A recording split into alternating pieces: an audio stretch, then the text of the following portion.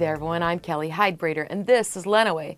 We take our cameras all around the school district to give you that first-hand look at how hard our teachers work and the wonderful things our kids are learning. And one of our LISD Tech students has received the highest honor for her talent in automotive collision and repair. And yes, I said her talent. She is the first young lady to ever hold this top spot. Check it out.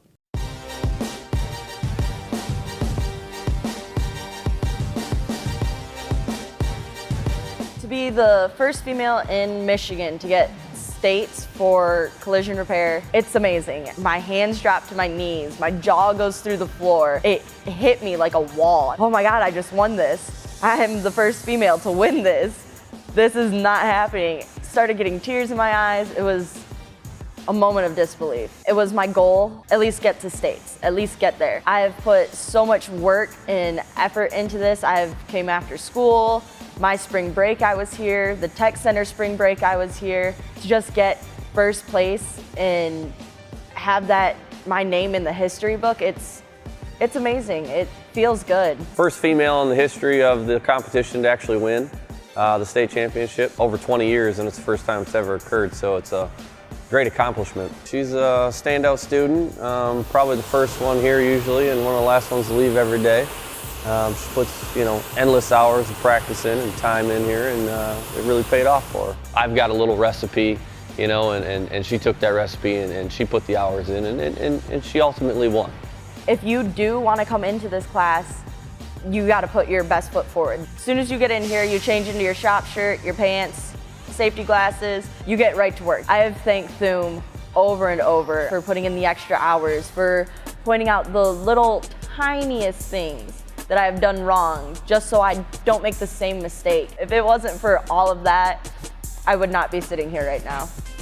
It's a real learning experience. Great classmates, become real good friends with a lot of people in here. I mean, you get a lot closer. The teachers are great in here. You learn a lot. I mean, there's a lot of stuff to explore in here. You learn welding, and it's just a little bit of everything. Before Mr. Thum came here, we were running this shop. First years do body, second years do painting. And he looked at me and he goes, "You're painting." I was like, "No, I'm not. I am a first year. I am not painting." That day, it was April 2nd. He got a paint gun in my hand. I painted the roof of the van, and from that day, I knew I was going to be painting. Any potential student, I would say, come check out the Tech Center, see what we do here. Make sure the program's right for you, but if this is what you're truly interested in, work hard, put the time in, and you never know, they could be the next state champion. He helped me realize that I was making a wrong decision in my career. This is what I'm gonna do. I was actually 12th on the waiting list for this class, and now I'm #1 in the state. Started from the bottom, now I'm here. So follow your dreams. Don't let something hold you back just because someone says, "You're a woman, you can't do that," or "You're a guy, that's too feminine for you." Don't let stereotypical labels hold you back from something you truly love. Just do it! We are so proud of her and she has a really bright future ahead. Well, students in Addison are making things grow in their own greenhouse. Let's go there.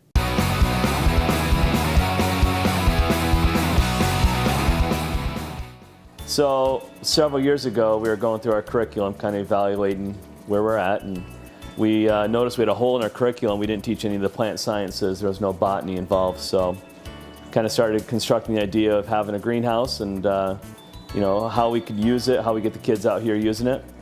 So for about 3 years, I started fundraising, going to the community, having pancake breakfast, working with our education foundation on raising money, and finally got the money we needed, and we built this beautiful structure.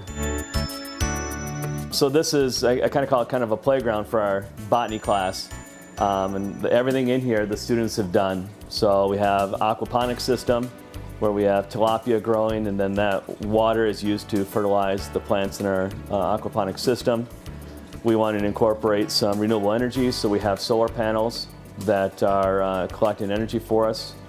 We have a lot of flowers that we got a donation from Rakers Acres in Litchfield for the flowers. So we're putting together pots, and we're going to be having a flower sale in May to kind of raise money, to buy supplies for the greenhouse. Basically, my rule is with the kids: you want to plant something, well, let's plant it. Let's see what it does. You want to try something, well, let's try it. So they kind of have free reign in what they want to plant. About 3 years ago, kind of had the idea for it. I went to the administration, wanted to kind of get their idea. They're all for it. Like I said, the Education Foundation was really good in helping us fundraise money, a ton of support from the community. So it's really important to us that we're showing the community how we're using this and that it's really beneficial to the students. I think the biggest thing is getting kids excited about science, getting them excited for plants. We bring the elementary kids through on tours to show them what this greenhouse is. Have an independent study student that's going to actually be bringing elementary students out here to plant flowers or to plant vegetables. Kids are just excited when they come into botany class. They want to go out. They want to go out in the greenhouse, and whether it be prune ferns or plant flowers or just clean, they're excited for it. So it's all about just trying to get them excited for science again. Just can't wait to see what the future holds for this. The kids come up with some amazing ideas, and we're trying it. So it's cool. Well, this is our aquaponics system. So we have a pump running up through these pipes, and they're basically getting into the roots, and the roots are absorbing the water. And we have fish in our tank here to fertilize the water.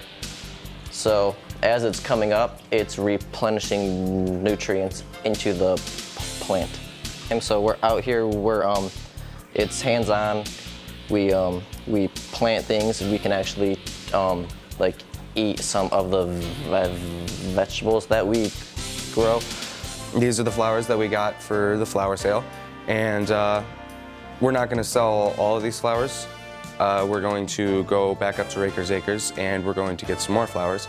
The flower sale is going to be in mid-March sometime, or not mid-March, mid-May.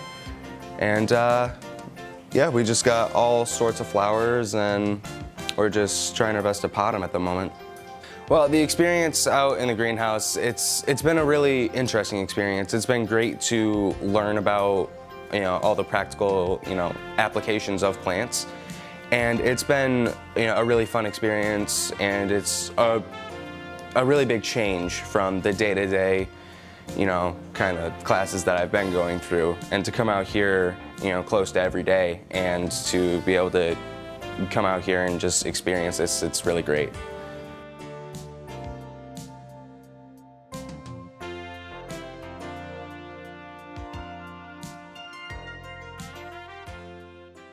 Wow, what a great hands-on experience for these students, and they are even thinking ahead for next year.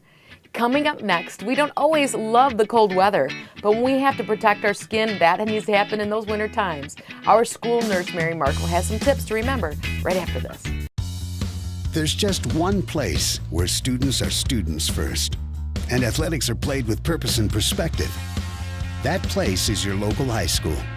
High school sports offer more than the joy of competition. Studies show that student athletes are also likely to enjoy greater levels of achievement in other areas of their lives, including academics. High school sports, a winning part of a complete education.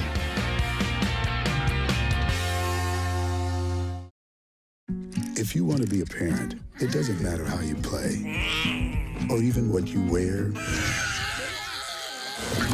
You just need to be there. Thousands of teens in foster care don't need perfection. They just need you.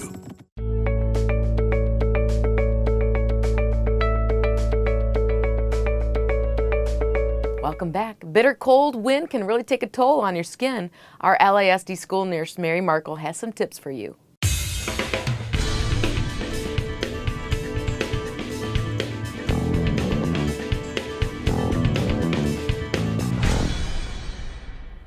Hi, I'm Mary Markle, LISD nurse.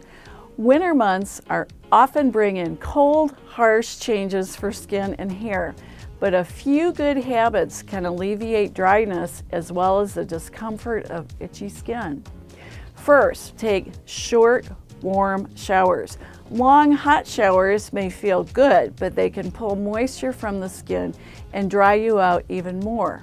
Short, less than 10 minutes, lukewarm showers or baths with moisturizing soap are preferable in the winter. Moisturize, moisturize, moisturize. Within 2 to 3 minutes of emerging from the shower, apply a coat of a fragrance-free moisturizing cream or ointment, not lotion, all over the body to lock in the skin's moisture. Sleeping with a humidifier in the bedroom will also help moisten the air. Remember to drink your water. Hydration takes place from the inside out as well. You really can't drink too much of the stuff during the months when we're inside with the heat cranked up. Always use sunscreen. There is still significant UV exposure on cloudy days and cold days. Choose one that has both UVA and UVB coverage and is SPF 30 or higher. And finally, in addition to giving your skin extra care during the winter, always pay attention to any spot that does not heal, is rapidly growing, is changing colors, or bleeds on its own. These are all symptoms that should be examined by a dermatologist.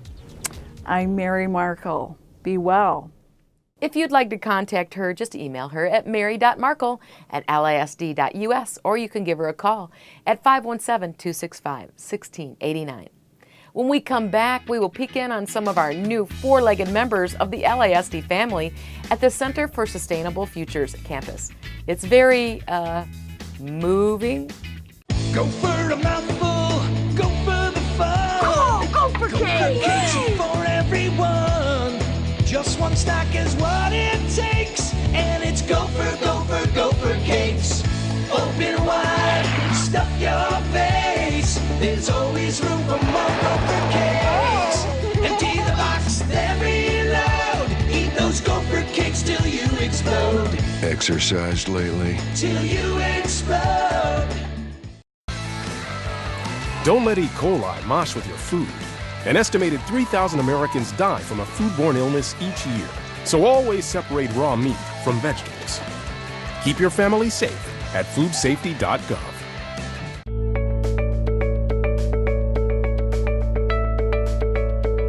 Kids in our Agritech program don't just learn about livestock from books, they actually take care of them here on our campus. Let's meet the new little calves that have arrived.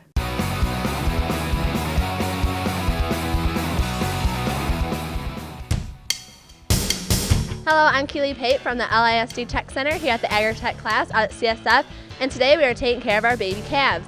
Today we have Bailey Jeffers here with her cow, Pebbles. Tell me what you're doing today, Bailey. Today we are taking care of calves. We have already fed them their milk, and we are using milk replacer, and we take their temperatures, and we figure out if they have any problems going on with them, and we clean their pens. This project is where the kids all take an individual calf and are assigned to it. The students are able to learn from this project not only responsibility for having to care for a calf. The calf has to eat twice a day, every day, just like they do, so he's always hungry. They have to learn record keeping because proper records with these calves help keep them healthy, and we know how well they're growing and their performance later on down the road. What are you prepping them for coming up soon?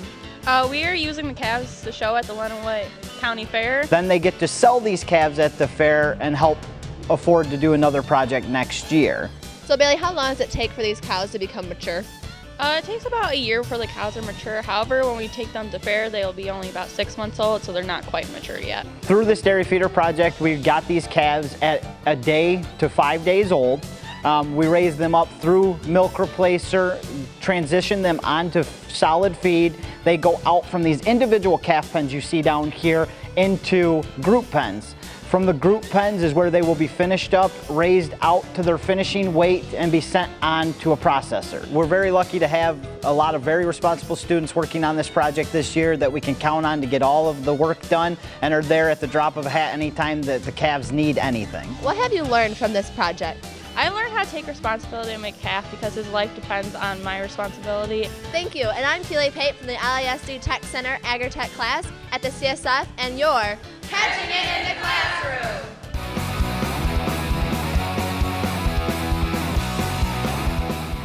Aren't they adorable? Those kids are so lucky. What a great part of their classroom. Next, we check in on Blissfield Schools as they pull their annual food drive together. I'm I'm Taylor Cantrell. I'm vice president of our school, and for student council this year we decided to do something, like around the holidays to help the families in our own community around Blissfield that are struggling with their food needs. And we decided to team up with my church, St. Paul's, here in Blissfield, and they have the local food pantry.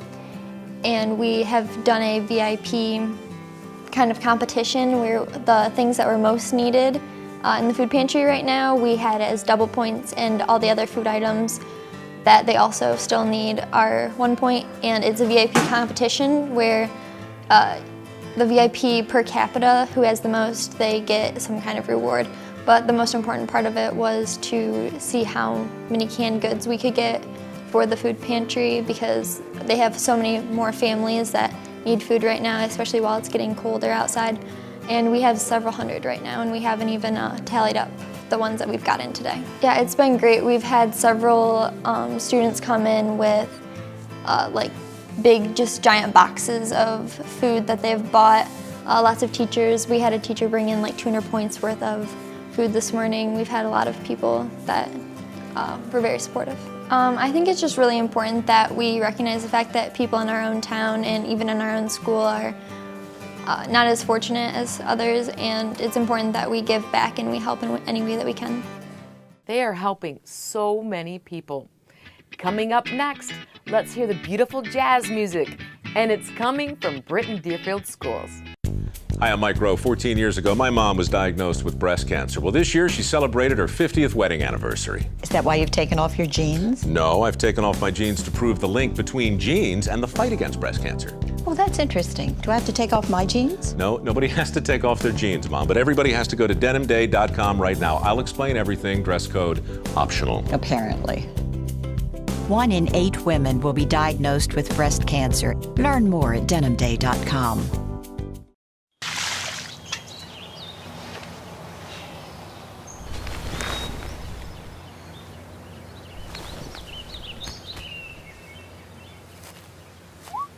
Smokey just gave me a bear hug.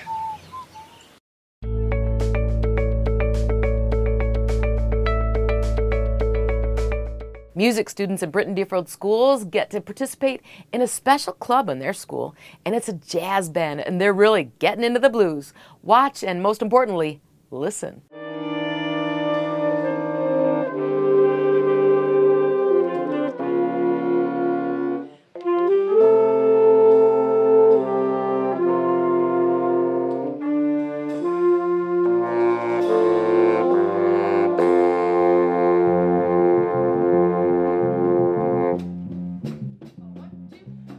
Britton Deerfield Jazz Band just started this semester. There was a ton of interest for it, and me having a jazz background, they were like, hey, why don't you put together a jazz band? So it's all after school. All the kids do it volunteer. It's not a class. So we come in after school from 3 to 4, and we just rehearse and have a lot of fun. But now spring sports have started, so now we have to do it in the morning. So they're sacrificing their sleep to come and practice jazz, which is really cool. So we did have a concert, and we just decided to keep it going because they really like it, and I do too. Really the main reason why I wanted to take this on is I've just been a musician my whole life, and I'm always looking for new things to kind of expand my musical abilities and meet new people that have similar interests, and basically just improve my musicianship overall. In concert band, you have French horns, flutes, all different types of clarinets, but in jazz band, it's more, it's different instruments. So you have saxes, tenor, bari, alto, you have trumpets. We did have a clarinet because we didn't have enough trumpets, so she's playing the trumpet part. And we had 2 trombones, which is normal. I would like more, but it's okay. A really big part of the jazz band aspect is the bass section, and that's something that normally a traditional wind instrument band lacks. So we have a bunch of different strings instruments. We have an electric bass, and then we have also a traditional stand-up bass, and then we have a piano and everything like that, just to give a more like low-end sound, a more rhythm section. 3 of our students actually decided to try improv, and that's a really big thing because I basically just give them notes to play, and they have to come up with rhythms and melodies on their own while the rest of the band is playing background stuff, and that's kind of like their moment to shine. But it's really nerve-wracking in the start because it's like, okay, I have these notes to play, and how am I going to make this sound good? So I'm really proud of the students that decided to do improv because it's kind of challenging, but they're doing really well with it, so I'm excited about that. Jazz band is really a great thing. It's wonderful to play some different music instead of just traditional band music, and it's kind of a really cool environment. You can kind of be more relaxed. It's not like a class. You can kind of have fun with the music instead of having to play it perfectly. I think that having this jazz program, it gives them kind of an insight of what they could do with music outside of high school. They can continue on with their jazz and just play. It's really easy to get gigs. It's a lot easier to get gigs in jazz than it is in concert band or marching band. So also it just provides them with a more fun, it's kind of like, you know, we're just here to jam, we're just here to be with each other and make awesome music, and it's not like, okay, we have to go to festival, we have to do all this stuff that we're getting graded on. A jazz band is just kind of a place where you know, they can come after school or even before school and just have fun and play music, and that's kind of what it's all about. Doesn't that sound great? Well, that's our show, and thanks for sharing some time with us. If you see something amazing going on right here in Lenawee, well, we want to know about it. Just email us at lasdtv@lasd.us. I'm your host, Kelly Hyde-Brader. Make it a great day, Lenawee.